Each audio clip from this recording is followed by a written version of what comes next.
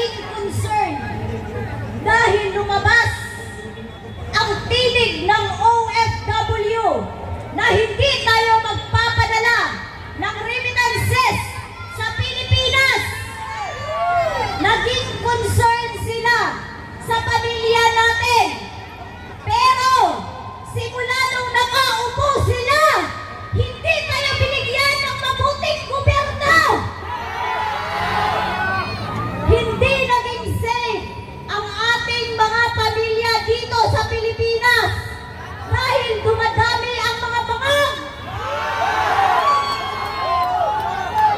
Bangag na gobyerno ang isinukli nyo sa dugot pawis ng mga OFW. Ibalik nyo si Tatay Digong sa amin! Duterte! Duterte! Duterte! Duterte!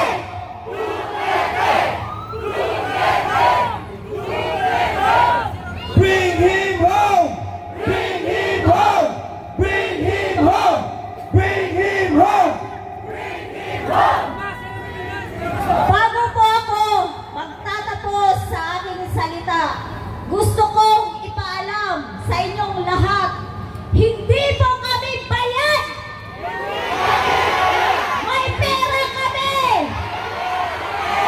Mayaman kami! Hindi kami bayad! Hindi kami bayad! Hindi kami bayad! Hindi kami bayad! Hindi kami bayad! May trabaho kami! Marangal ang trabaho namin! At higit sa lahat, hindi kami bangag! Hindi kami bangag! Hindi kami bangag! Hindi kami bangag! Hindi kami bangag! Maraming salamat mula po muli sa sektor ng mga manggagawa sa ibang bansa. Ate Jaijan! At ngayon mga kababayan, bigyan po natin ng pagkakataon, mainit na mainit! Galing po ito ng Cebu. Hakbang na maisog ang ating abogada, Attorney Irene! Maayong gabi eh. Maayong gabi eh. Kinsay taga Cebu dinhi. Kinsay dugo ni Lapu-Lapu. Kinsay dugo ni Leon Pilat. Daguhoy. Aba sa kinsay dugo Bisaya. Mabuhay ang Bisaya. Mananhig yun ang hakbang ng maisog dinhi. Kay usahay mahuna-hunaan bitaw gindamo. Basig kami ang nakaingon sa amuang kalagot sa among nahanglan mag-English na lang. English na lang, oh.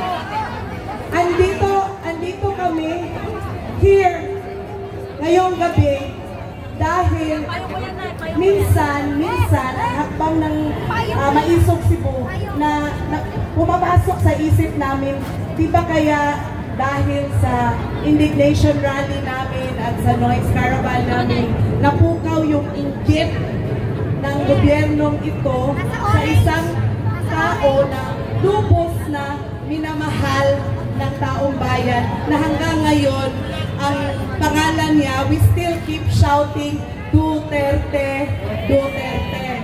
So yun ang aming napapaisip kami na baka fault namin lahat ito kung bakit nainggit sila at kinidnap nila yung tatay natin at dinala sa The Hague.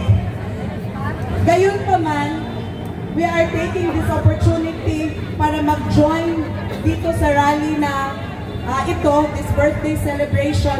At ang gusto ko lang sanang i-address ang ating men in uniform. Good evening po. Good evening po.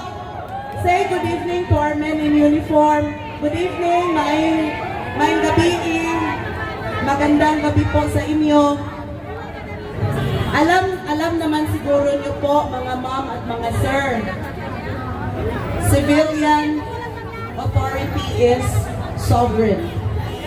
Sovereignty resides in the people, and all government authority is in us, no? Sa ating civilian population. Kaya nga tayo ay democratic at republican na estado. Ibig sabihin, majority wins, pero ang majority nag-exercise ng ating will through the representative sa ating mga ahente. Sino ba ang ahente ng gobyerno natin? Yung mga ini-elect natin. Ahente lang natin sila. Trabahante lang natin sila. Diba?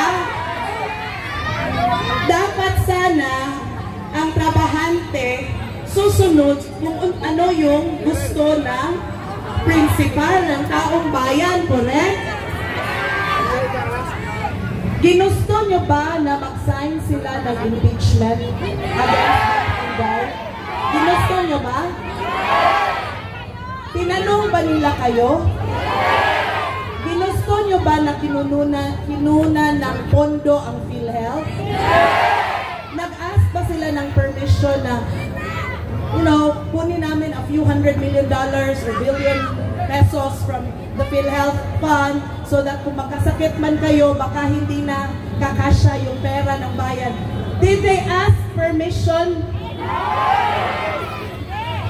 Anong ginagawa natin sa mga ahente o trabahante na nag-betray sa atin?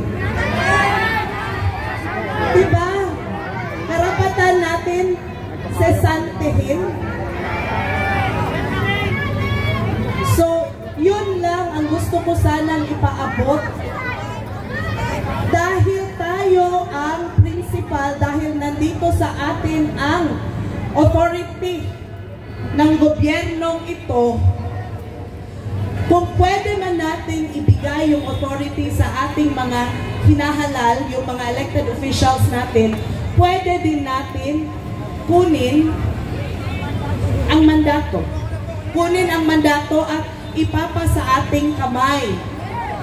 And that is what we want to remind our men in uniform. When the time comes that the people of the Philippines withdraw their support from their elected officials, who will you choose? Sino ang pipiliin nyo?